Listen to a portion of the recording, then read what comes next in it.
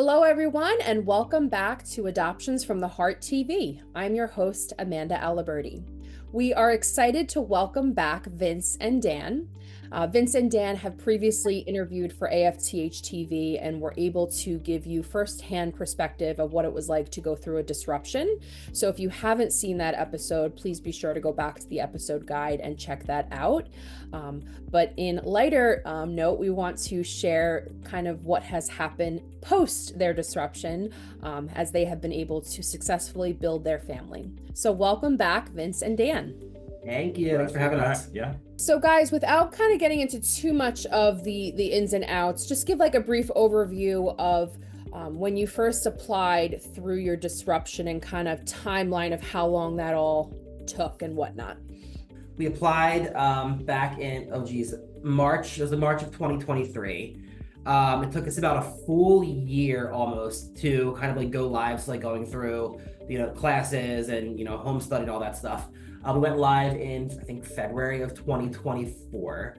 And then we got our initial, good news that we had been matched with somebody in May. It was not an emergency situation, but it was basically an emergency situation in that birth mom was about to give birth. We had 3 days notice. We kind of quickly did all the things that we felt like we needed to do to get ready, buying things, et cetera, making plans for, pet care, having, family come by and help. She was born on May 4th. And then we brought her home from the hospital the same day, the day after. And then we were disrupted 4 days after that. So I think it was like the Thursday of that week. We brought her home on a Sunday. We were disrupted on Thursday. So that's kind of the short timeline there. And how long did you guys decide to wait after your disruption to go back into the books? I think we took the rest of that month. So that was mid-May. We got away for a week or two. I think we had time off of work. So we just kept that a week or two away from work as well, just to kind of clear our minds. And I think it was June 1st. About then we decided to go back into the books. That sounds right. Yeah. And again, I really encourage folks to go back and look at their first episode. They can kind of give you more of the insight to what helped them through that time period, because you guys did give a lot of great resources and firsthand experience. Talk to us about how long you waited until you got the second call to be matched and eventually placed successfully. Yeah, so we got the second call mid-September or so, in a situation that was pretty early on. She wasn't due until December. So actually at the filming of the last episode, we had already been matched, but we were kind of cautiously optimistic and weren't kind of given too much information. We were matched in mid-September. Again, going through the disruption, we were optimistic, cautiously optimistic. We met birth mom soon after that, right? Like in September, like right after we got matched, like the next weekend. So we had like a little bit of like a relationship with her that was kind of had been building for those like couple months. So that's also like a really good, something that made us feel really good about, going into this situation, as opposed to the first one where we kind of met birth mom like in the hospital. Day of. So much different, it gives us a lot more comfort and kind of like having like a face to put with the situation, and just kind of like having a little bit of background, like having some discussions, friendly conversation. Yeah. One of the things I know families sometimes can struggle with, which I'm hoping you can talk about, when they've experienced a disruption, your emotions go high, right? And sometimes people's perspective on birth parents and the control that they have in decision making can change.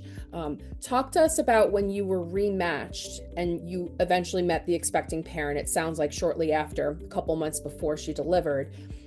Did you take any of what you went through in with you this second time around? Like, how were you able to still be able to build trust and not have maybe some worry or caution from what you had the first time around?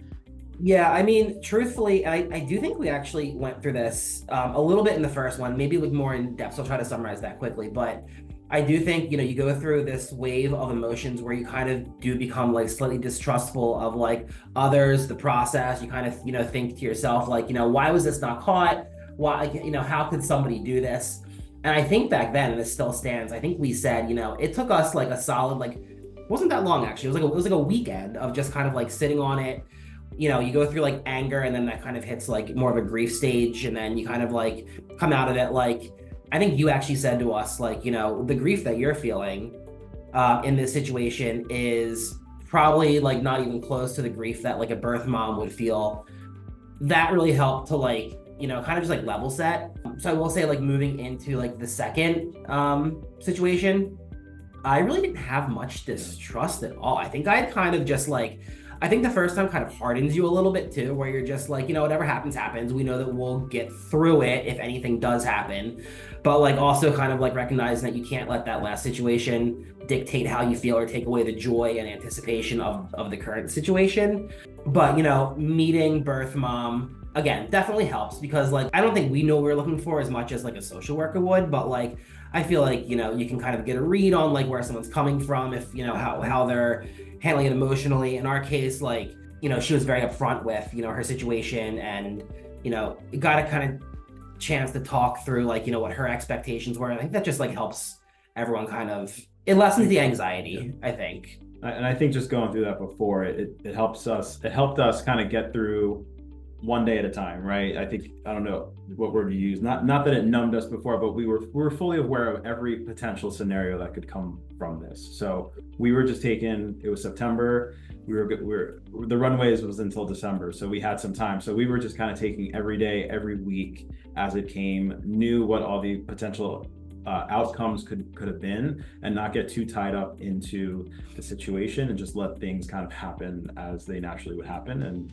worked out for us in this situation. So, well, and one of the things I really want to highlight that you said, because it's really important, it sounds like for you it really only took about a weekend for you to process your feelings, really like reflect on what happened, and be able to move forward.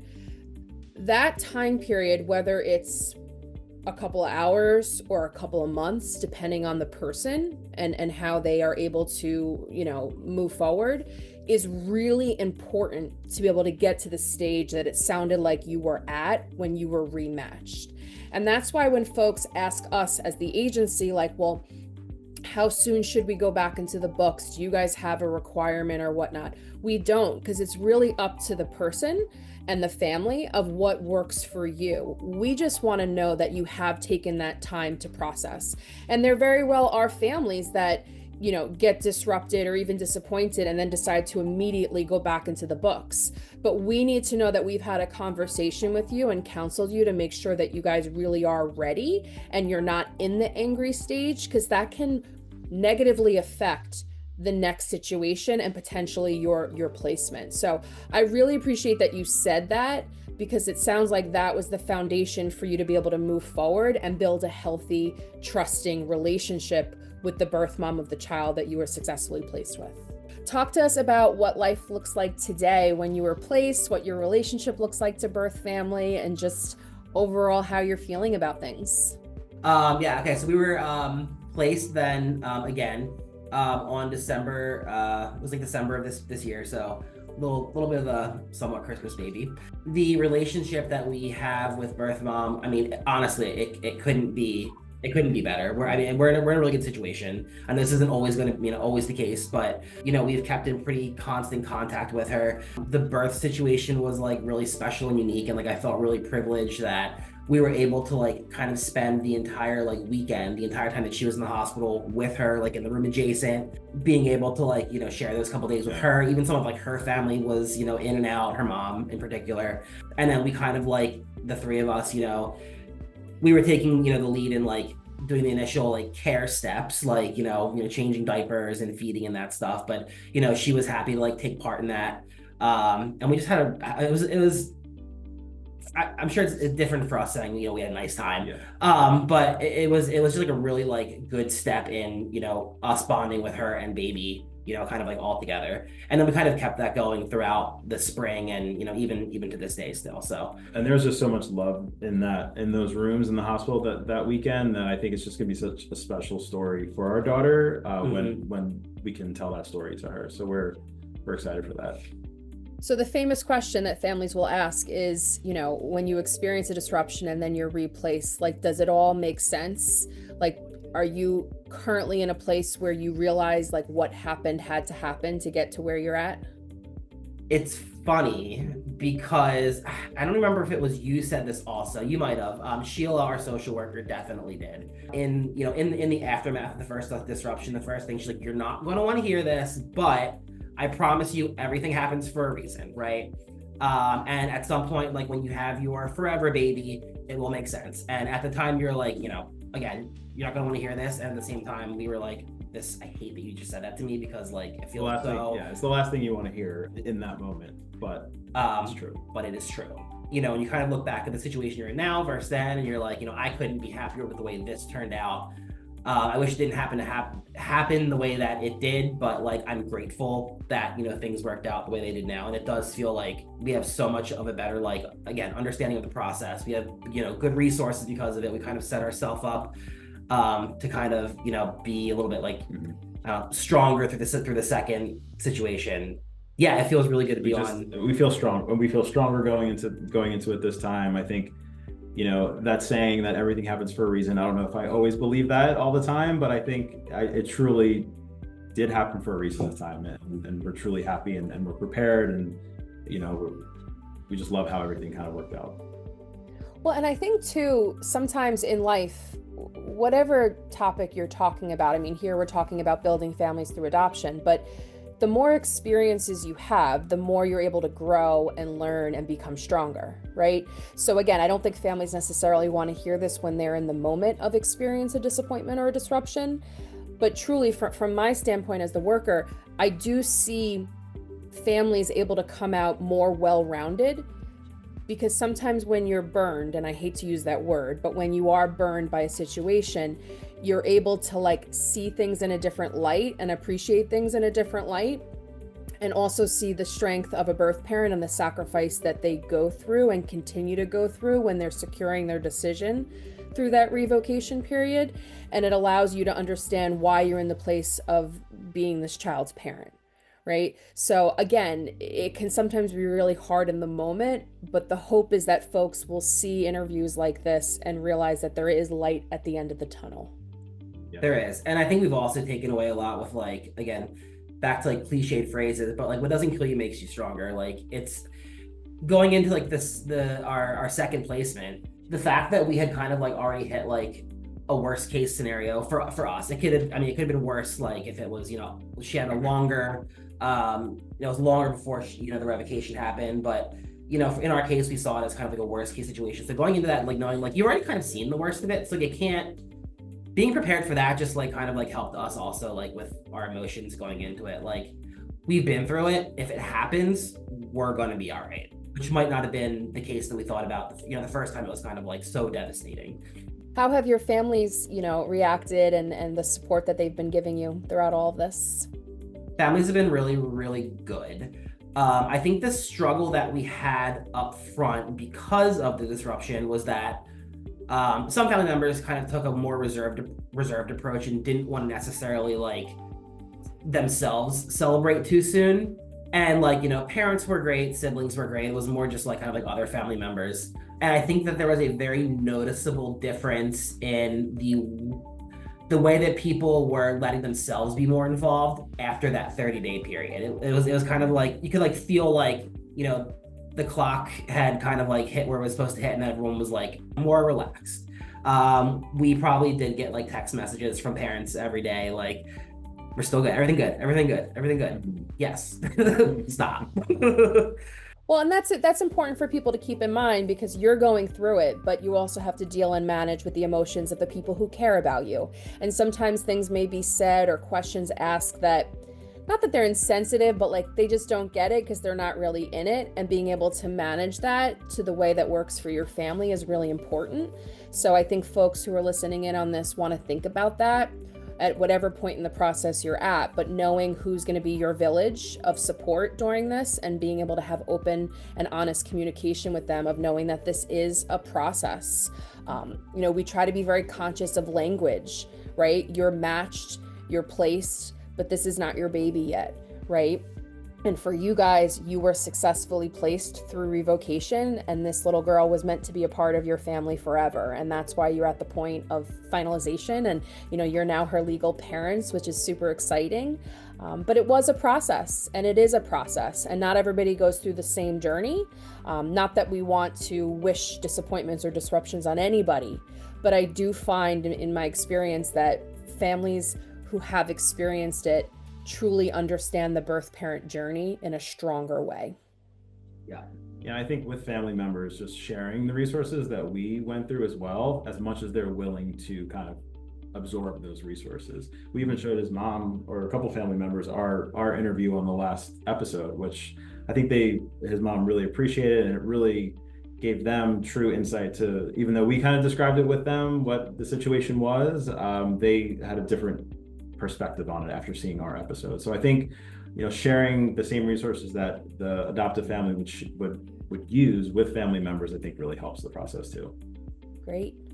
Any final thoughts? Anything that you want people to know? I would say definitely don't be discouraged if the same situation happened to you. Again, we kind of went through a period, I think, where it was you kind of question things. We didn't really hit the point where it was I don't want to do this process anymore because it was so bad. I could see how somebody could get to that situation. That wasn't the case for us. But know that your forever baby is always going to be out there. Just kind of hang in for a little while longer. And also I'm glad that again we took the time to process and then talk about it the last time we met. That was really cathartic, because I guess we kind of not really thought too much about it since, and you kind of try to put it out of your mind. So having to go back and recount a lot of what happened was oh yeah, I did feel that way. I'm glad I had a little bit of a reminder going into the second time that this can happen. This is how we feel, this is how we felt, this is how we got through it. Talking to people definitely helps also. But your village, your network. Yeah, your village, your network. Yep. You guys at the agency. Yep. And I would just repeat what you said, what Sheila said, everything does happen for a reason. I hate to use that phrase, but it truly does. And like we've been saying, if there are families out there that go through a disruption, it really is going to give you that perspective and make you stronger going into the next phase. So things will work out, I promise. And then one final thought is, once you get through all of that, you think the hard part's done, and the hard part's just starting, baby. Well, it's funny because I think sometimes people forget, which seems really silly, but at the end, there's a baby that has to be taken care of. And there's nights where you're not sleeping and things like that. So that's when the real struggle begins. Because well, we are truly happy for you guys. You have been amazing throughout all of this. We appreciate you sharing. I agree that sometimes taking a moment to talk about it in the setting of coming in and meeting with a social worker or their supervisor or doing an AFTHtv episode, it's different than just being at home with your partner and talking about it, because you're in a different space. So sometimes things are brought up in a different way, and that can be helpful. So whether you've experienced a disappointment or a disruption, we encourage folks to stay engaged and talk about this stuff. Because there are so many layers to building your family, and we are so happy for you guys, but we also recognize that there are ups and downs, and we want to make sure that we are going through that with you on your journey. That's the point of having an agency be your foundation throughout all this. And thanks to you guys also. I mean, you guys were all, great. You were there for us when we needed you to be. Excellent experience. So thank you. Well, thank you again for sharing. It's nice to see you as a family with your daughter. I think you guys recently attended the agency picnic, if I recall. There, yeah. It was great. And birth mom came? Birth mom came. Well. Again, we have a great relationship there. Got to see Sheila. I think I saw you from the distance, but then Yep. Wonderful.